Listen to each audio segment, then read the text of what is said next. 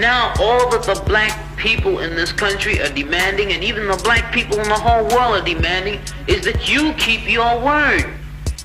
You told us we were free. Well then, show us that we're free. You told us that there is justice, equality for all in this country. Well then, stick to your word and let us see the justice and equality for all. Or else admit to us that you're not a man, you're a worm, you're afraid of us, you're afraid to give us equal stand.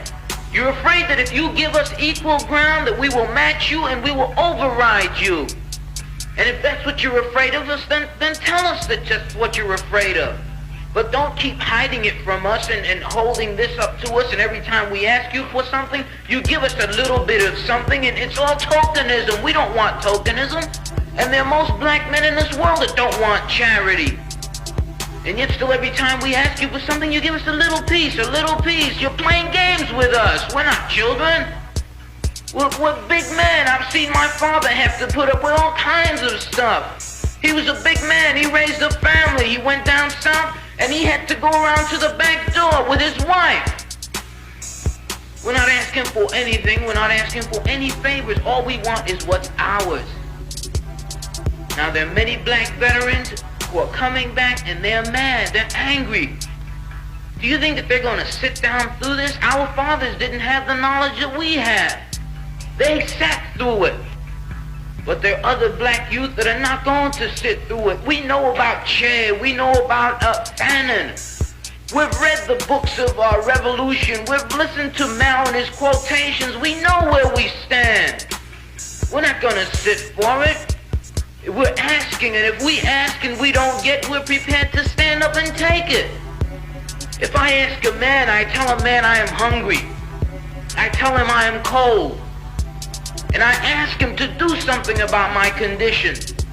And this man holds a loaf of bread right in front of me so I can see it, and I keep asking him, I'm begging him to please give me a slice of the loaf of bread. With the guns of war, it loses its social perspective, and programs of social uplift suffer. This is just a fact of history, so that we do face many more difficulties as a result of the war. It's much more difficult to really arouse a conscience during a time of war.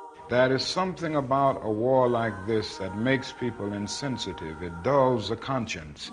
It strengthens the forces of reaction, and it brings into being bitterness and hatred and violence. I think the biggest problem now is burn down a building, but you can't establish justice. You can murder a murderer, but you can't murder through violence. You can murder a hater, but you can't murder hate. And what we are trying to get rid of is hate and injustice and all of these other things that continue the long night of man's inhumanity to man.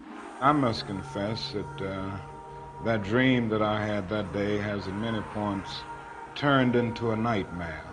Now, I'm not one to lose hope. I keep on hoping. I still have faith in the future. But I've had to analyze many things over the last few years, and I would say over the last few months. I've gone through a lot of soul-searching and agonizing moments, and I've come to see that we have many more difficult days ahead, and some of the old optimism was a little superficial, and now it must be tempered with a solid realism. And I think the realistic fact is that we still have a long, long way to go.